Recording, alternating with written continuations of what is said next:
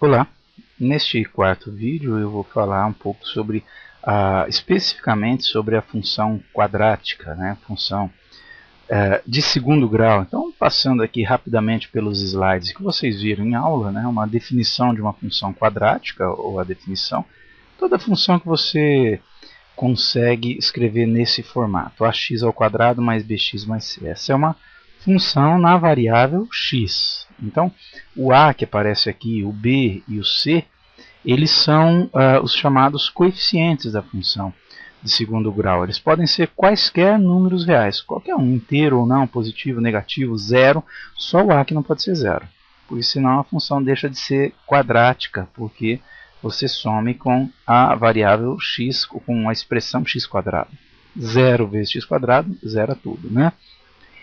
Esse gráfico é uma parábola, o gráfico da função quadrática. Tá? Então, parábola, esse tipo de comportamento aqui, né? Que pode ter concavidade voltada para cima, quando o a é positivo, ou para baixo, quando o a é negativo. Então, só de olhar uma função, tá? Você vê que ela é uma função, você identifica que ela é uma função de segundo grau, você já sabe que o gráfico é uma parábola. E mais ainda, só de olhar o sinal do termo que acompanha o x quadrado, você já sabe se ela tem concavidade voltada para cima, quando o a for maior que zero, positivo, ou se ela tem concavidade voltada para baixo, quando o a é negativo, quando ele é menor do que zero. Agora, se eu tenho como gráfico de uma função do segundo grau uma parábola, por exemplo, né, só para nós abordarmos aqui com mais detalhes do assunto, vamos supor que seja esse tipo de parábola aqui, que cruza o eixo x, porque ela pode não cruzar. Você pode ter uma situação em que a parábola nem toca o eixo x, ou assim com concavidade para cima ou para baixo. Tá? Ela pode tocar num único ponto o eixo x. Um único ponto aqui, tanto para cima como para baixo. Ok? Mas ela pode tocar em até dois pontos. O eixo y ela sempre vai cruzar. Então, alguns pontos importantes, alguns pontos característicos de uma função do segundo grau que nos auxiliam na confecção do gráfico são as duas raízes. Tá? Quem são as raízes? Vamos lembrar o que é a raiz de uma função. São justamente os pontos onde há o cruzamento da função com o eixo x. O intercepto é uma ideia parecida com a da raiz, só que é o cruzamento com o eixo y. Então, o intercepto sempre vai ter numa função de segundo grau, as raízes nem sempre. Tá? E o interessante do intercepto é que ele é muito fácil de determinar. Nós vamos ver numa função de segundo grau. E o vértice. Tá? Então, são esses 4 pontos.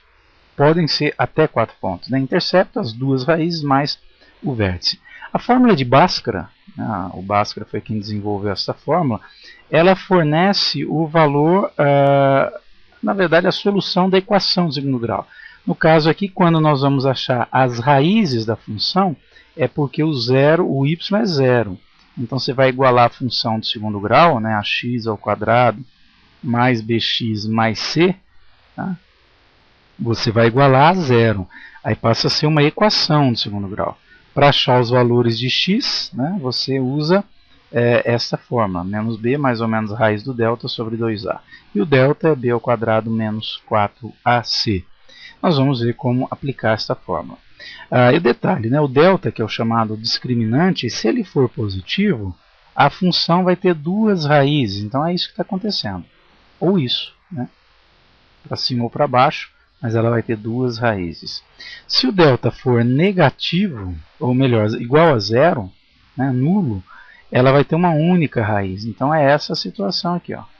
Ou esta, né, tocar num único ponto.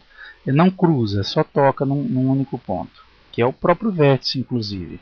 Agora, se o delta for negativo, o que acontece aqui? Olha aí. Delta negativo, raiz quadrada de número negativo não existe, então não tem como calcular as raízes, porque elas não existem. Ok? Então, no caso de delta negativo, a função não terá raízes reais. É porque está acontecendo algo desse tipo. Tá lá. O vértice ocorre, né, acontece, aí aparece antes do cruzamento com o eixo x, ou assim também. Ok? Então vamos para alguns exemplos. Aqui só para finalizar o vértice, né? O vértice é um ponto. Aqui é um ponto.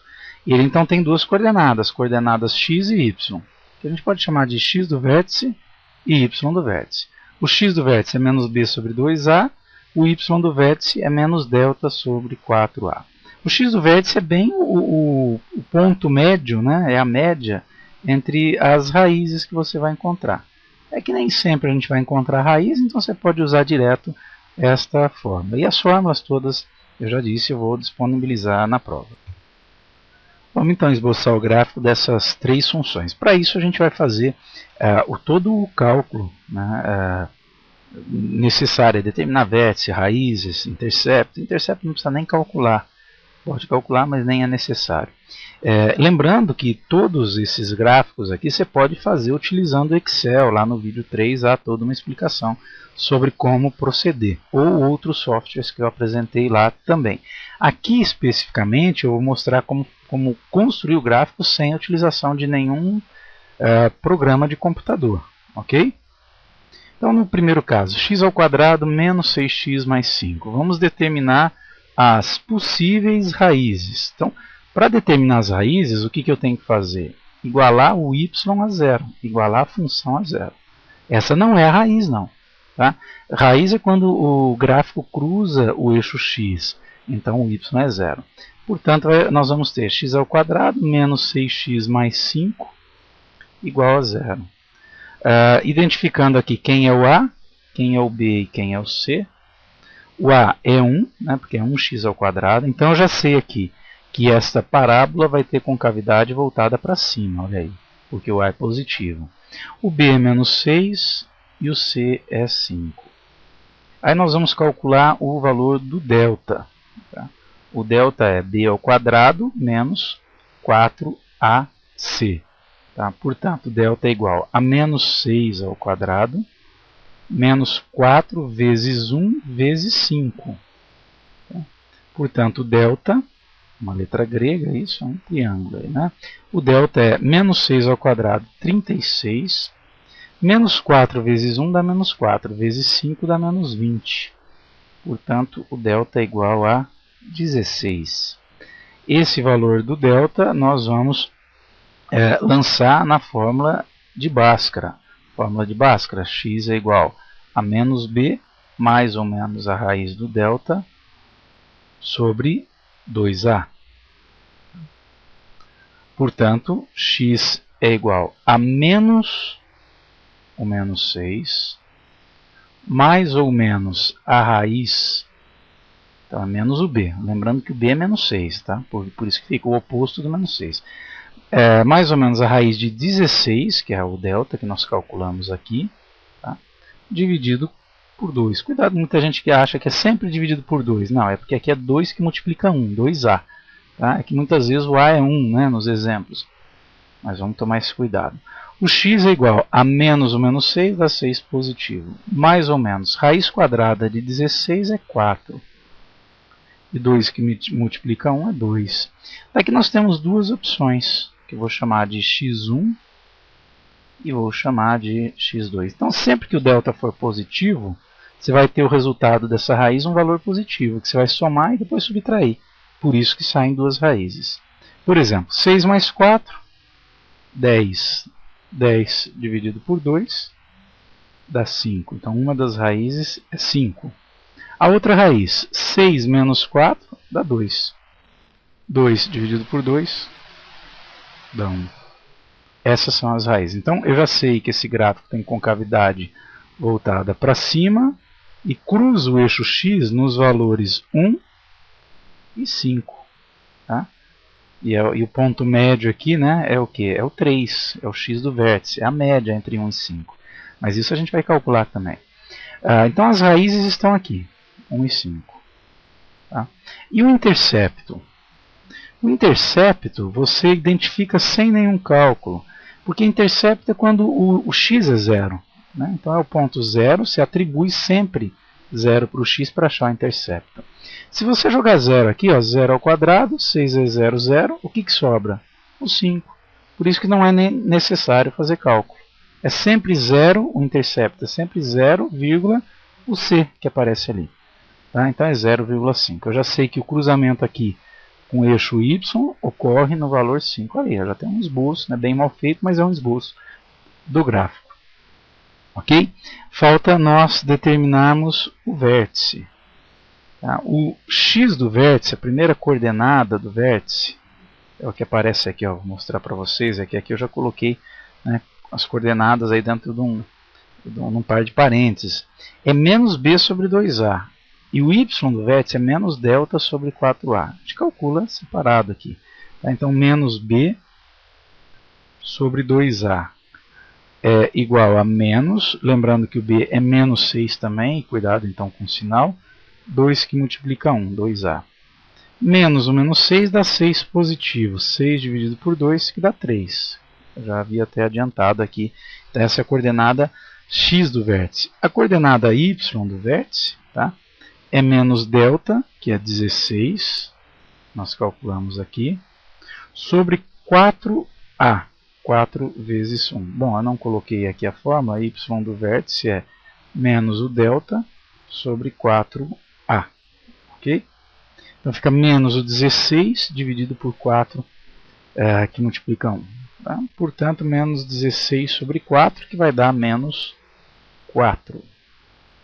Essa é a coordenada y do vértice. Tá? É onde vai encontrar aqui o eixo y. Ok?